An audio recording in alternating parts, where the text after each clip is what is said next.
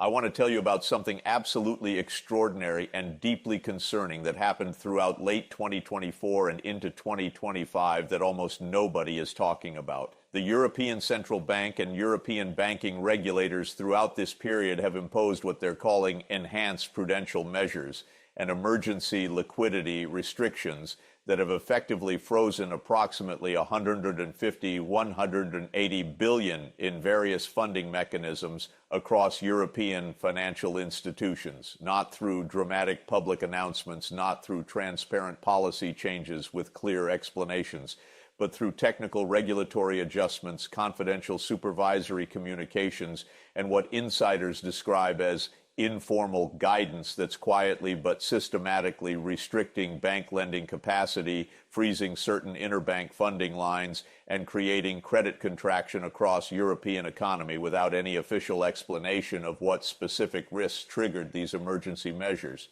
Here's what makes this absolutely alarming. When you freeze $180 billion in critical funding in the European financial system, funding that banks use for lending to businesses, households, and each other, you're essentially tightening credit conditions in ways that can trigger recession, financial stress, and potentially banking crisis if underlying problems are severe enough. Throughout late 2024 and into 2025, European officials have been taking these extraordinary restrictive measures while publicly maintaining that European banking system is sound, that financial stability is solid, and that there's no cause for concern. The disconnect between confidential emergency actions and public reassurances throughout 2024-2025 suggests that something is seriously wrong in European financial system that officials don't want to acknowledge publicly, because acknowledgement itself could trigger panic and make the problem worse. Let me show you exactly what has been frozen throughout late 2024 and 2025 and what evidence exists despite officials' refusal to explain clearly. ECB's TLTRO program targeted long-term refinancing operations, which provided approximately $2 trillion in ultra-cheap long-term funding to European banks throughout 2016-2022, officially ended in 2023, with banks required to gradually repay these loans. But throughout 2024-2025, ECB has been restricting banks' ability to roll over this funding into other ECB facilities or to replace it with market funding at the pace banks expected.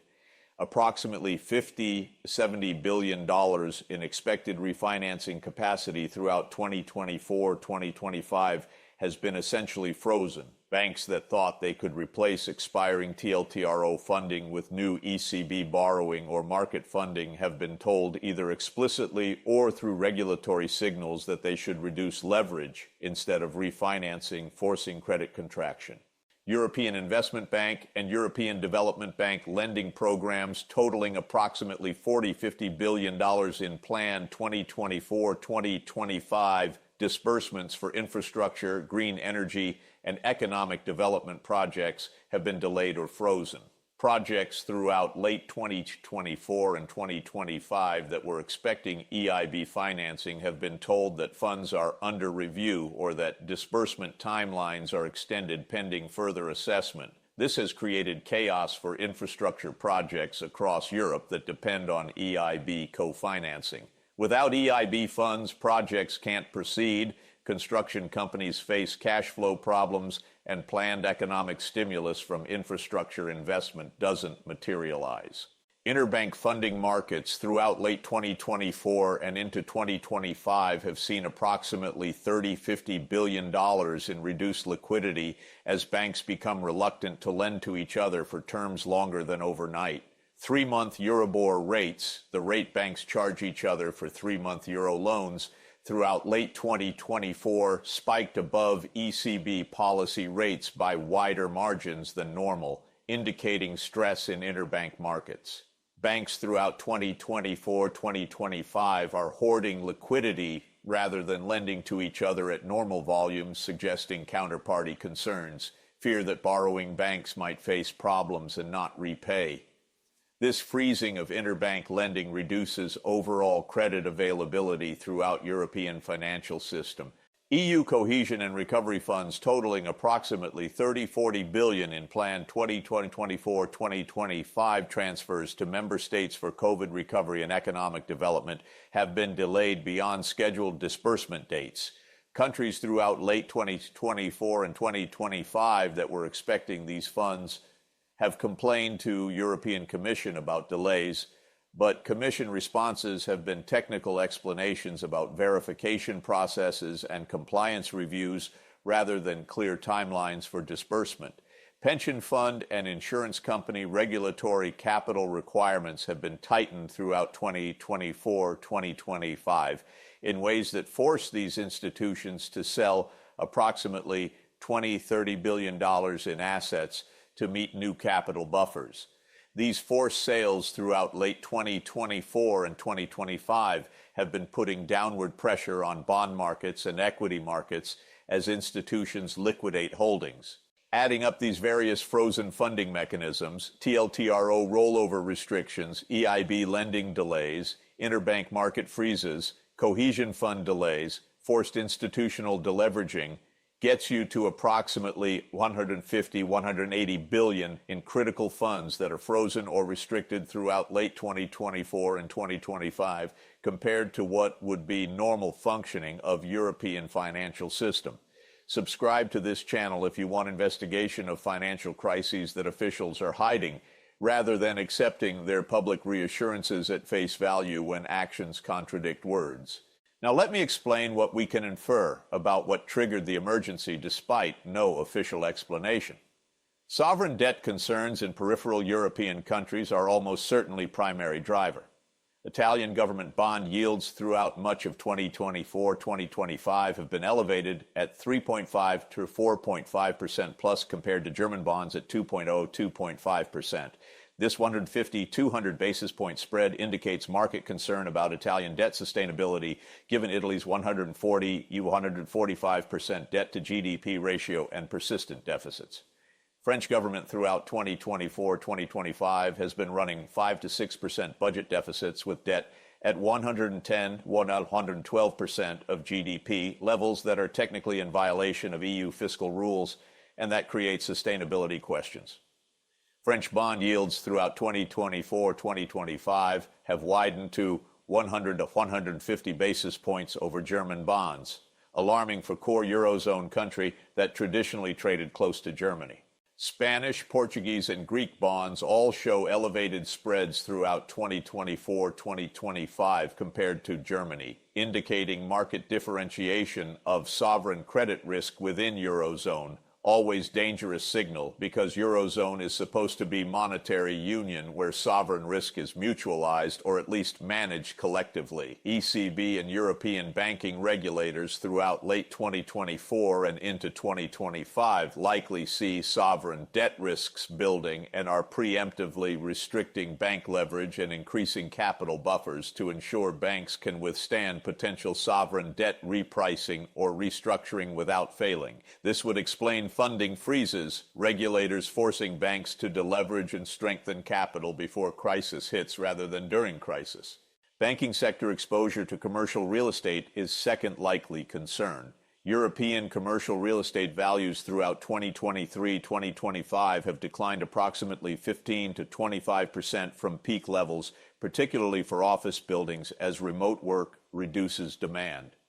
Many European banks throughout 2022-2024 made commercial real estate loans at peak valuations that are now underwater. German banks in particular throughout 2024-2025 are reportedly sitting on significant losses in commercial real estate portfolios that haven't been fully recognized or provisioned. Regulators throughout late 2024 and 2025 likely have confidential supervisory information showing that commercial real estate loan losses could stress bank capital if properties need to be liquidated or loans restructured. Freezing funding lines and forcing deleveraging throughout 2024-2025 would be prudent regulatory response to emerging but not yet acute commercial real estate problems in banking sector. Hidden non-performing loans across European banking system are third possible trigger. European banks throughout 2020-2022 provided massive COVID-era loan forbearance and restructuring to businesses and households. Many of these loans throughout 2023-2025 are reverting to normal repayment schedules, and some borrowers can't meet obligations. European banking regulators throughout 2024-2025 likely have confidential data showing that non-performing loan ratios are rising faster than banks publicly acknowledge, and that loan loss provisions might be inadequate, freezing funding and forcing deleveraging throughout late 2024 and 2025 would allow banks to build capital buffers before non-performing loans become acute problem requiring major write-offs. Derivatives exposure and counterparty risks in European financial system are fourth possible concern. European banks are major participants in global derivatives markets with trillions in notional exposure. If regulators throughout 2024-2025 identified specific counterparty risks, concerns that major institution might default on derivatives obligations creating cascade through interconnected financial system, they might preemptively restrict funding to reduce leverage and interconnectedness. This would explain confidential nature of restrictions. Openly discussing derivatives counterparty concerns would trigger market panic, potentially creating the very crisis regulators are trying to prevent. Political instability and fiscal crisis risks across multiple member states simultaneously are fifth possible trigger. Germany throughout 2024-2025 has faced coalition government paralysis on budget. France throughout 2024-2025 experienced snap elections and political fragmentation. Italy's government faces constant fiscal pressures. Spain, Belgium, Netherlands all have political complications. If European officials throughout late 2024 assess that multiple large member states simultaneously face fiscal and political crises that could trigger coordinated financial stress, they might preemptively freeze funding and tighten financial conditions to create stability buffers before political situation deteriorates further. Let me show you what specific evidence exists of stress despite officials' silence. Bank stock prices throughout 2024-2025 have significantly underperformed broader European stock markets. Major European banks, Deutsche Bank, BNP Paribas, UniCredit, Santander, ING, throughout 2024-2025 trade at price-to-book ratios well below 1.0, indicating market doesn't believe banks' stated book values or profitability.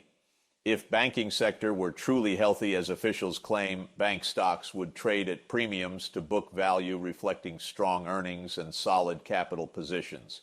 Trading at discounts throughout 2024-2025 suggests market sees problems that aren't fully disclosed or acknowledged. Credit default swap spreads on European sovereign debt and European bank debt have widened throughout 2024-2025, indicating that insurance against default has become more expensive. Italian CDS spreads throughout 2024-2025 are elevated. French CDS spreads have widened. Major European bank CDS spreads throughout 2024-2025 show consistent increase in perceived risk. Markets throughout 2024-2025 are pricing in higher probability of defaults or restructurings than official sector acknowledges, creating disconnect between market pricing and official reassurances.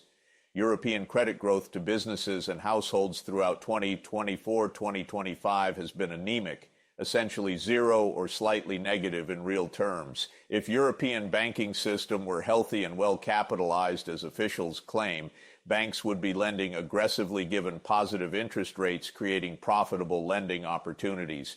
Instead, throughout 2024-2025, European banks are barely growing loan books despite strong deposit bases and profitable rate environment.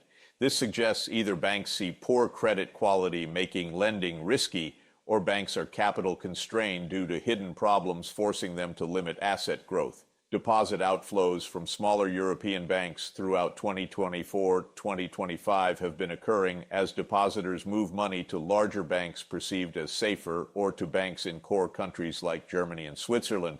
These slow-motion bank runs throughout 2024-2025 haven't triggered acute crises yet, but indicate depositor nervousness about financial system stability. ECB emergency liquidity assistance to individual banks throughout 2024-2025 has reportedly been provided on confidential basis to institutions facing funding stress. While amounts aren't publicly disclosed, market rumors throughout 2024-2025 suggest several medium-sized European banks have accessed emergency ECB funding to address liquidity problems. Now, let me explain what happens if underlying problems are as serious as emergency measures suggest. Banking crisis could erupt throughout 2025-2026 if sovereign debt repricing occurs.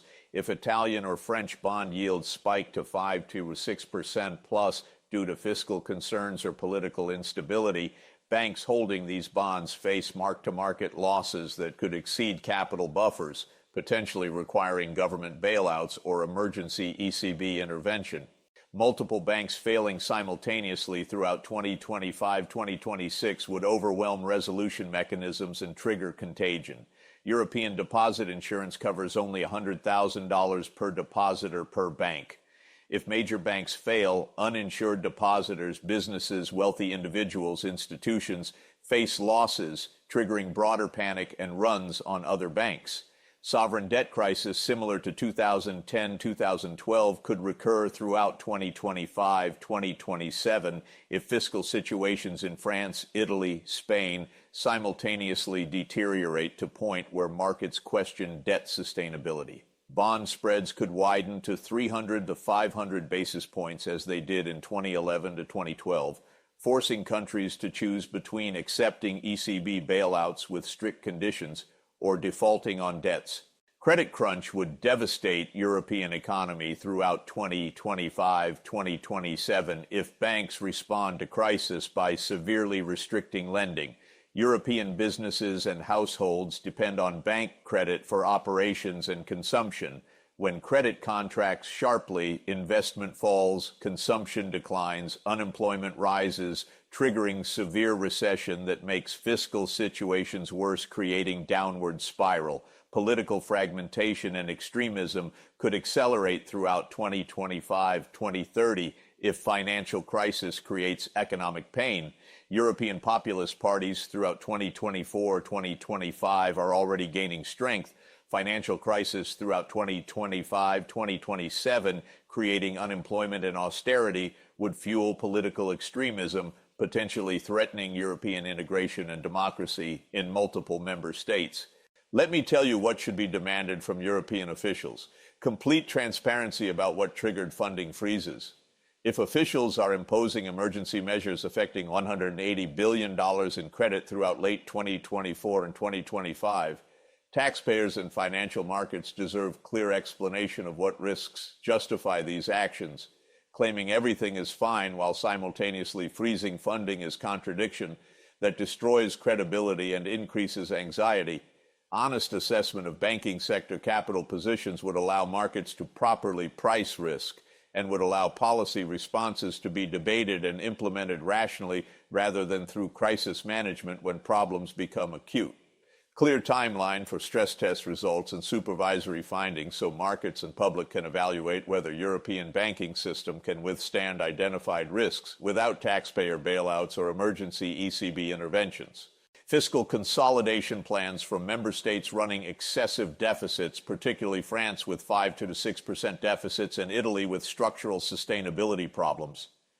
If sovereign debt concerns are driving financial system stress, only credible solution is fiscal consolidation that stabilizes debt trajectories and restores market confidence.